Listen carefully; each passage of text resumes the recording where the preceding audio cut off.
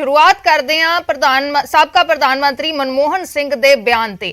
प्रधानमंत्री नरेंद्र मोदी की रैली तो पहला साबका प्रधानमंत्री मनमोहन सिंह ने वार किया है बीजेपी से। कहा कि मोदी सरकार का राष्ट्रवाद फर्जी है। डॉक्टर मनमोहन सिंह कह रहे हैं कि मोदी सरकार का राष्ट्रवाद फर्जी है। अंग्रेजों की फुट पाऊ नीति से सरकार चल रही है। उन्होंने यह भी कहा कि 1 साल तो चीनी फौज भारत की जमीन से बैठी है।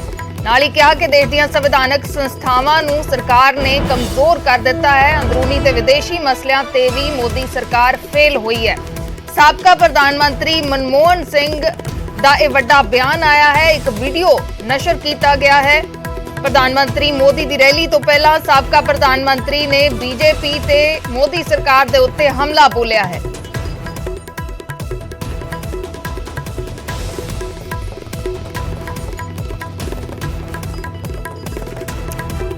डॉक्टर मनमोहन सिंह ने तिखा वार किया है बीजेपी ते केंद्र सरकार दे उत्ते। कहा कि फुट पाऊ नीति ते जो अंग्रेजों की फुट पाऊ नीति सी, डिवाइड एंड रूल की नीति सी, उस ते सरकार चल रही है।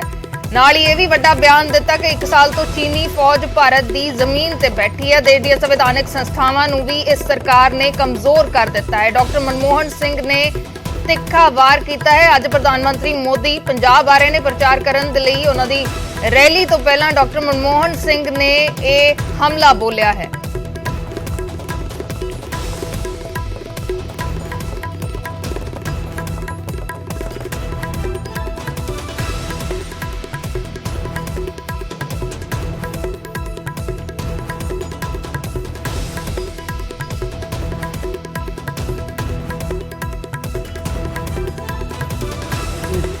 मोड़ ते खड़ा है। मेरी बड़ी इच्छा सी कि मैं पंजाब, उत्तराखंड, गोवा, उत्तर प्रदेश ਅਤੇ ਮਨੀਪੁਰ ਦੇ ਭੈਣਾਂ ਤੇ ਭਰਾਵਾਂ ਨਾਲ ਉੱਥੇ ਜਾ ਕੇ ਦੇਸ਼ ਅਤੇ ਸੂਬੇ ਦੇ ਹਾਲਾਤ ਬਾਰੇ ਚਰਚਾ ਕਰਾਂ। ਮੌਜੂਦਾ ਸਥਿਤੀ ਵਿੱਚ ਡਾਕਟਰਾਂ ਦੀ ਰਾਏ ਨੂੰ ध्यान में रखते हुए मैं इस वीडियो संदेश राही तुहाडे नाल गल कर रहा हाँ। अज की स्थिति बहुत चिंताजनक है। कोरोना के दौर में केंद्र सरकार ਦੀਆਂ ਕੁਝੀਆਂ ਨੀਤੀਆਂ ਕਾਰਨ ਜਿੱਥੇ ਇੱਕ ਪਾਸੇ ਲੋਕ ਡਿੱਗ ਰਹੀ ਆਰਥਿਕਤਾ, ਵੱਧਦੀ ਮਹਿੰਗਾਈ ਅਤੇ ਬੇਰੁਜ਼ਗਾਰੀ ਤੋਂ ਪਰੇਸ਼ਾਨ ਹਨ, ਦੂਜੇ ਪਾਸੇ ਸਾਡੇ ਅੱਜ ਦੇ ਹਾਕਮ 7.5 ਸਾਲ ਸਰਕਾਰ ਚਲਾਉਣ ਦੇ ਬਾਅਦ ਵੀ ਆਪਣੀ ਗਲਤੀਆਂ ਨੂੰ ਮੰਨ ਕੇ ਉਹਨਾਂ ਵਿੱਚ ਸੁਧਾਰ ਕਰਨ ਦੀ ਬਜਾਏ ਲੋਕਾਂ ਦੀਆਂ ਸਮੱਸਿਆਵਾਂ ਲਈ ਆਪਣੇ ਪਹਿਲੇ ਪ੍ਰਧਾਨ ਮੰਤਰੀ ਪੰਡਿਤ ਜਵਾਹਰ ਲਾਲ ਨਹਿਰੂ ਨੂੰ ਜ਼ਿੰਮੇਦਾਰ ਠਹਿਰਾਉਣ ਵਿੱਚ ਲੱਗੇ ਹਨ। ਮੈਂ ਸਪਸ਼ਟ ਤੌਰ 'ਤੇ ਮੰਨਦਾ ਹਾਂ ਕਿ ਪ੍ਰਧਾਨ ਮੰਤਰੀ ਦੇ ਅਹੁਦੇ ਦੀ ਇੱਕ ਖਾਸ ਮਹੱਤਤਾ ਹੁੰਦੀ ਹੈ ਅਤੇ ਇਤਿਹਾਸ ਤੇ ਦੇਸ਼ ਦੋਸ਼ ਲਗਾ ਕੇ ਆਪਣੇ ਗੁਨਾਹ ਘੱਟ ਨਹੀਂ ਹੋ ਸਕਦੇ। ਪ੍ਰਧਾਨ ਮੰਤਰੀ ਦੇ ਤੌਰ 'ਤੇ 8-10 ਸਾਲ ਕੰਮ ਕਰਦੇ ਹੋਏ ਮੈਂ ਖੁਦ ਜ਼ਿਆਦਾ ਬੋਲਣ ਦੀ ਬਜਾਏ ਆਪਣੇ ਕੰਮ ਦੇ ਬੋਲਣ ਨੂੰ ਤਰਜੀਹ ਦਿੱਤੀ। ਅਸੀਂ ਆਪਣੇ ਸਿਆਸੀ ਲਾਭ ਲਈ ਕਦੇ ਦੇਸ਼ ਦੀ ਵੰਡ ਨਹੀਂ ਕੀਤੀ, ਕਦੇ ਸੱਚ ਤੇ ਪਰਦਾ ਪਾਉਣ ਦੀ ਕੋਸ਼ਿਸ਼ ਨਹੀਂ ਕੀਤੀ, ਕਦੇ ਦੇਸ਼ ਅਤੇ ਅਹੁਦੇ ਦੀ ਸ਼ਾਨ ਨੂੰ ਘੱਟ ਨਹੀਂ ਹੋਣ ਦਿੱਤਾ। ਹਰ ਮੁਸ਼ਕਲ ਦੇ ਬਾਵਜੂਦ ਅਸੀਂ ਅੰਤਰਰਾਸ਼ਟਰੀ ਪੱਧਰ 'ਤੇ ਭਾਰਤ ਅਤੇ ਭਾਰਤੀਆਂ ਦਾ ਮਾਣ ਵਧਾਇਆ। ਮੈਨੂੰ ਇਸ ਗੱਲ ਦੀ ਤਸੱਲੀ ਹੈ ਕਿ ਮੇਰੇ ਉੱਪਰ ਚੁੱਪ, ਕਮਜ਼ੋਰ ਅਤੇ ਭ੍ਰਿਸ਼ਟਾਚਾਰ ਦੇ ਦੋਸ਼ ਲਗਾਉਣ ਵਾਲੀ ਭਾਜਪਾ ਸਰਕਾਰ ਅਤੇ ਇਸ ਦੀਆਂ B ਤੇ C ਟੀਮਾਂ ਦਾ ਪ੍ਰਚਾਰ ਅੱਜ ਦੇਸ਼ ਦੇ ਸਾਹਮਣੇ ਬੇਨਕਾਬ ਹੋ ਗਿਆ ਹੈ ਅਤੇ ਦੇਸ਼ 2004 ਤੋਂ 2016 ਤੱਕ ਦੇ ਤੱਕ ਦੇ ਸਾਡੇ ਚੰਗੇ ਕੰਮਾਂ ਨੂੰ ਯਾਦ ਕਰ ਰਿਹਾ ਹੈ। ਕੁਝ ਦਿਨ ਪਹਿਲਾਂ ਪ੍ਰਧਾਨ ਮੰਤਰੀ ਦੀ ਸੁਰੱਖਿਆ ਦੇ ਨਾਂ ਤੇ ਪੰਜਾਬ ਦੇ ਮੁੱਖ ਮੰਤਰੀ ਸਰਦਾਰ ਚਰਨਜੀਤ ਸਿੰਘ ਚੰਨੀ ਅਤੇ ਇੱਥੋਂ ਦੇ ਲੋਕਾਂ ਨੂੰ ਬਦਨਾਮ ਕਰਨ ਦੀ ਕੋਸ਼ਿਸ਼ ਕੀਤੀ ਗਈ, ਜਿਸ ਨੂੰ ਕਿਸੇ ਵੀ ਪੱਖੋਂ ਨਹੀਂ ਮੰਨਿਆ ਜਾ ਸਕਦਾ। ਇਸ ਤਰ੍ਹਾਂ ਕਿਸਾਨ ਅੰਦੋਲਨ ਦੌਰਾਨ ਵੀ ਪੰਜਾਬ ਅਤੇ ਪੰਜਾਬੀਅਤ ਨੂੰ ਬਦਨਾਮ ਕਰਨ ਦੀ ਕੋਸ਼ਿਸ਼ ਕੀਤੀ ਗਈ। ਜਿਨ੍ਹਾਂ ਪੰਜਾਬੀਆਂ ਦੀ ਦਲੇਰੀ, ਬਹਾਦਰੀ, ਦੇਸ਼ ਭਗਤੀ ਅਤੇ ਕੁਰਬਾਨੀ ਨੂੰ ਪੂਰੀ ਦੁਨੀਆ ਸਲਾਮ ਕਰਦੀ ਹੈ, ਉਹਨਾਂ ਪੰਜਾਬੀਆਂ ਬਾਰੇ ਕੀ ਕੁਝ ਨਹੀਂ ਕਿਹਾ ਗਿਆ। ਪੰਜਾਬ ਦੀ ਧਰਤੀ ਵਿੱਚੋਂ ਪੈਦਾ ਹੋਏ ਇੱਕ ਸੱਚਾ ਭਾਰਤੀ ਹੋਣ ਦੇ ਨਾਤੇ ਮੈਂ ਇਸ ਸਾਰੇ ਮਾਮਲੇ ਤੋਂ ਬਹੁਤ ਦੁੱਖ ਹੋਇਆ। ਮੌਜੂਦਾ ਸਰਕਾਰ ਨੂੰ ਆਰਥਿਕਤਾ ਦੀ ਕੋਈ ਸਮਝ ਨਹੀਂ ਹੈ। ਉਹਨਾਂ ਦੀਆਂ ਗਲਤ ਆਰਥਿਕ ਨੀਤੀਆਂ ਕਾਰਨ ਦੇਸ਼ ਆਰਥਿਕ ਮੰਦਹਾਲੀ ਦੀ ਜਕੜ ਵਿੱਚ ਫਸ ਗਿਆ ਹੈ। ਅੱਜ ਬੇਰੁਜ਼ਗਾਰੀ ਸਿਖਰ ਤੇ ਹੈ। ਕਿਸਾਨ, ਵਪਾਰੀ, ਵਿਦਿਆਰਥੀ, ਔਰਤਾਂ ਸਭ ਪਰੇਸ਼ਾਨ ਹਨ। ਦੇਸ਼ ਦੇ ਅੰਨਦਾਤਾ ਦਾਣੇ ਦਾਣੇ ਦੇ ਮੁਹਤਾਜ ਹੋ ਰਹੇ ਹਨ। ਦੇਸ਼ ਵਿੱਚ ਸਮਾਜਿਕ ਅਸਮਾਨਤਾ ਵੱਧ ਰਹੀ ਹੈ। ਲੋਕਾਂ ਤੇ ਕਰਜ਼ਾ ਲਗਾਤਾਰ ਵੱਧ ਰਿਹਾ ਹੈ, ਜਦਕਿ ਕਮਾਈ ਘਟ ਰਹੀ ਹੈ, ਜਿਸ ਨਾਲ ਅਮੀਰ ਹੋਰ ਅਮੀਰ ਹੋ ਰਹੇ ਹਨ ਅਤੇ ਗਰੀਬ ਹੋਰ ਗਰੀਬ ਹੋ ਰਹੇ ਹਨ। ਪਰ ਇਹ ਸਰਕਾਰ ਦੇ ਅੰਕੜਿਆਂ ਦਾ ਧੋਖਾ ਕਰਕੇ ਸਭ ਕੁਝ ਚੰਗਾ ਦੱਸ ਰਹੀ ਹੈ। ਇਸ ਸਰਕਾਰ ਦੀ ਨੀਤੀ ਅਤੇ ਨੀਅਤ ਦੋਨਾਂ ਵਿੱਚ ਖੋਟ ਹੈ।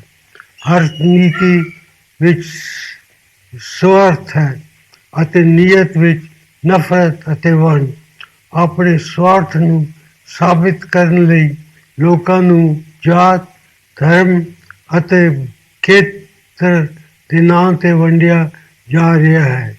ਉਹਨਾਂ ਨੂੰ ਆਪਸ ਵਿੱਚ ਲੜਾਇਆ ਜਾ ਰਿਹਾ ਹੈ। ਇਸ ਸਰਕਾਰ ਦਾ ਨਕਲੀ ਰਾਸ਼ਟਰਵਾਦ ਜਿੰਨਾ ਖੋਖਲਾ ਹੋਵੇਗਾ ਉਨਾ ਹੀ ਖਤਰਨਾਕ ਹੈ।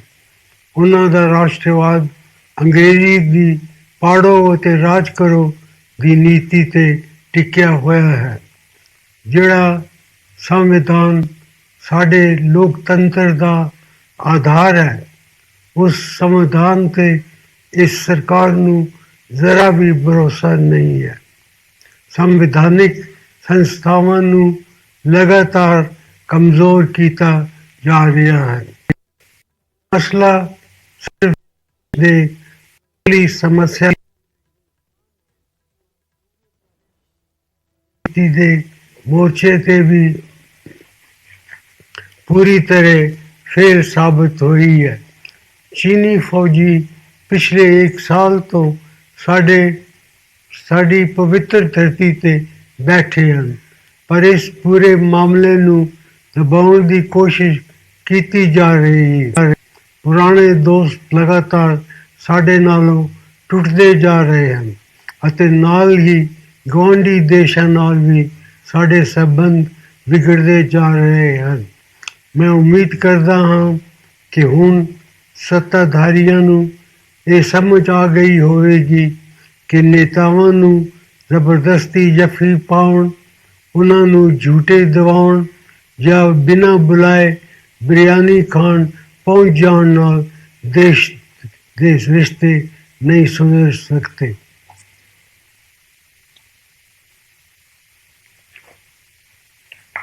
ਸਰਕਾਰ ਨੂੰ ਇਹ ਵੀ ਸਮਝ ਲੈਣਾ ਚਾਹੀਦਾ ਹੈ ਕਿ ਆਪਣੀ ਸੂਰਤ ਬਦਲਣ ਨਾਲ ਸੀਰਤ ਨਹੀਂ ਬਦਲਦੀ। ਜੋ ਵੀ ਸੱਚ ਹੈ ਉਹ ਹਮੇਸ਼ਾ ਕਿਸੇ ਨਾ ਕਿਸੇ ਰੂਪ ਵਿੱਚ ਸਾਹਮਣੇ ਆ ਹੀ ਜਾਂਦਾ ਹੈ। ਵੱਡੀਆਂ ਵੱਡੀਆਂ ਗੱਲਾਂ ਕਰਨਾ ਬਹੁਤ ਆਸਾਨ ਹੈ, ਪਰ ਉਹਨਾਂ ਗੱਲਾਂ ਨੂੰ ਅਮਲੀ ਜਾਮਾ ਪਹਿਨਾਉਣਾ ਬਹੁਤ ਔਖਾ ਹੁੰਦਾ ਹੈ। ਇਸ ਸਮੇਂ ਪੰਜਾਬ ਸਮੇਤ ਦੇਸ਼ ਦੇ 5 ਰਾਜਾਂ ਵਿੱਚ ਚੋਣਾਂ ਹੋ ਰਹੀਆਂ ਹਨ। ਇਹਨਾਂ ਚੋਣਾਂ ਦਾ ਕਾਰਨ ਪੰਜਾਬ ਦੀ ਜਨਤਾ ਦੇ ਸਾਹਮਣੇ ਬੜੀਆਂ ਵੱਡੀਆਂ ਚੁਣੌਤੀਆਂ ਹਨ, ਜਿਨ੍ਹਾਂ ਦਾ ਠੀਕ ਤਰੀਕੇ ਨਾਲ ਮੁਕਾਬਲਾ ਕਰਨਾ ਬਹੁਤ ਜ਼ਰੂਰੀ ਹੈ। ਪੰਜਾਬ ਦੇ ਵਿਕਾਸ ਦੀ ਸਮੱਸਿਆ, ਖੇਤੀ ਵਿੱਚ ਖੁਸ਼ਹਾਲੀ ਦੀ ਸਮੱਸਿਆ ਅਤੇ ਬੇਰੁਜ਼ਗਾਰੀ ਦੀ ਸਮੱਸਿਆ ਨੂੰ ਸੁਲਝਾਉਣਾ ਬਹੁਤ ਜ਼ਰੂਰੀ ਹੈ। ਇਹ ਕੰਮ ਸਿਰਫ ਕਾਂਗਰਸ ਪਾਰਟੀ ਹੀ ਕਰ ਸਕਦੀ ਹੈ। ਮੇਰੀ ਪੰਜਾਬ ਦੀ ਜਨਤਾ ਅੱਗੇ ਬੇਨਤੀ ਹੈ ਕਿ ਆਪਣਾ ਕੀਮਤੀ ਵੋਟ ਵੱਧ ਚੜ੍ਹ ਕੇ ਕਾਂਗਰਸ ਪਾਰਟੀ ਨੂੰ ਹੀ ਦਿਓ। ਬਹੁਤ ਬਹੁਤ ਧੰਨਵਾਦ।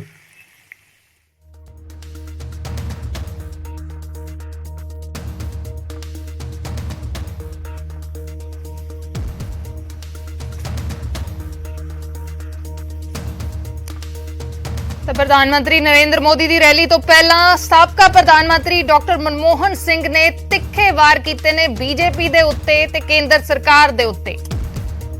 ਪੰਜਾਬੀਆਂ ਨੂੰ ਅਪੀਲ ਕੀਤੀ ਹੈ ਕਿ ਕਾਂਗਰਸ ਨੂੰ ਵੋਟ ਪਾਓ ਤੇ ਨਾਲ ਹੀ ਸਿੱਧੇ ਨਿਸ਼ਾਨੇ ਸਾਧੇ ਨੇ ਪ੍ਰਧਾਨ ਮੰਤਰੀ ਦੇ ਉੱਤੇ, ਪ੍ਰਧਾਨ ਮੰਤਰੀ ਨਰਿੰਦਰ ਮੋਦੀ ਦੇ ਉੱਤੇ ਤੇ ਬੀਜੇਪੀ ਦੇ ਉੱਤੇ। ਕਿਹਾ ਕਿ ਚਿੰਤਾਜਨਕ ਹਾਲਾਤ ਬਣੇ ਹੋਏ ਨੇ, ਕੇਂਦਰ ਨੇ ਆਪਣੀਆਂ ਗਲਤੀਆਂ ਲਈ ਹੁਣ ਤੱਕ ਮਾਫੀ ਨਹੀਂ ਮੰਗੀ।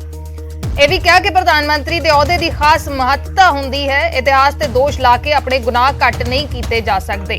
ਕਈ ਵੱਡੇ ਇਲਜ਼ਾਮ ਡਾਕਟਰ ਮਨਮੋਹਨ ਸਿੰਘ ਨੇ ਲਗਾਏ ਨੇ। ਫਿਲਹਾਲ ਇੱਕ ਛੋਟੇ ਜਿਹੇ ਬ੍ਰੇਕ ਦੇ ਲਈ ਰੁਕਦੇ ਹਾਂ।